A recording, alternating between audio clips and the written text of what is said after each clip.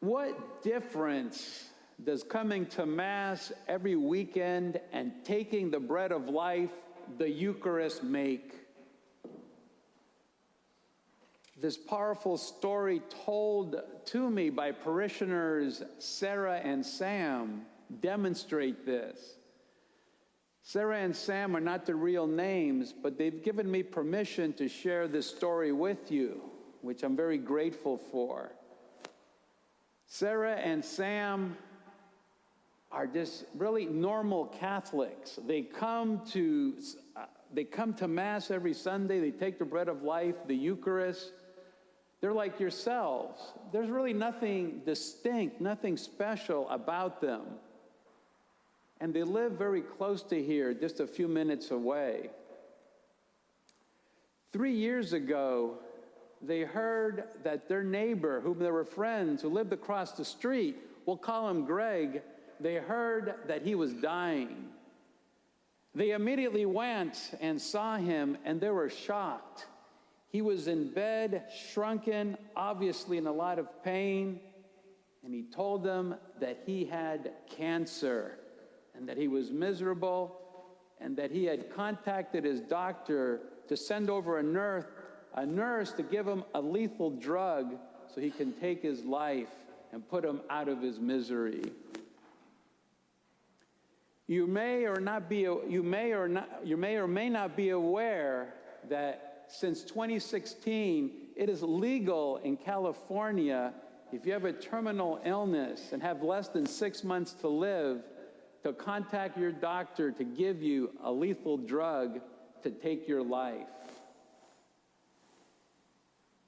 Sarah and Sam loved Greg, and they wanted to prevent him from doing this, but they didn't know what to do. But through having gone to church for years and taking the bread of life, the Eucharist, they were able to turn to God, and they made a remarkable decision. They did a remarkable thing. They decided that each day they would get on their knees in their house, and they would face Greg's house across the street, and they would pray a rosary for him, for Mary's intercession for Greg.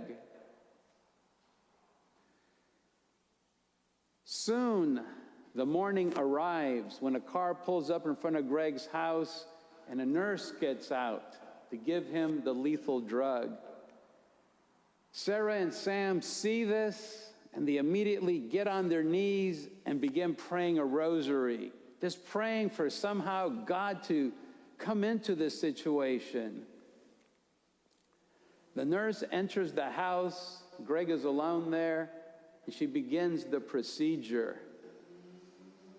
Across the street, God bless them, really, God bless them. But Sam and Sarah are just praying intensely the rosary.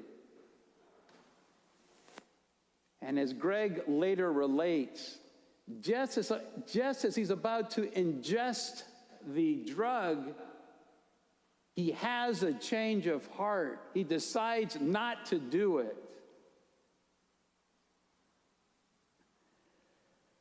3 years later, Sarah and Sam see him walking very slowly around the neighborhood.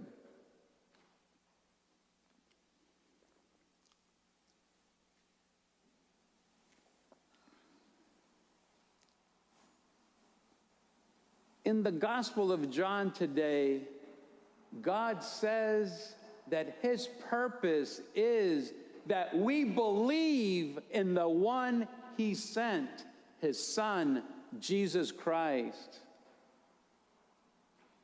And the Hebrews there who are hearing Jesus in the synagogue in Capernaum understandably say, well, why should we believe in you? And Jesus answers, I am the bread of life. I give life to the world. And St. Paul, in the second reading from Ephesians, expands on this when he says, if we believe in Jesus, then we change from an old self with selfish desires to a new self living in God, of being a person of service, of love.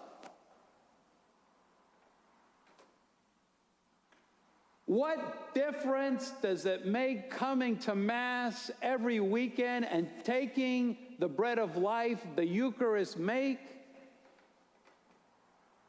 By taking the bread of life, the Eucharist, you take Jesus into yourself, and Jesus changes you.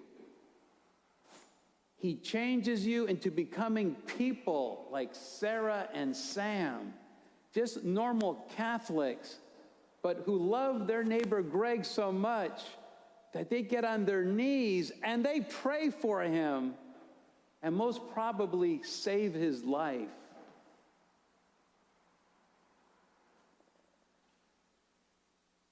Take the bread of life, the Eucharist, at each Mass in faith.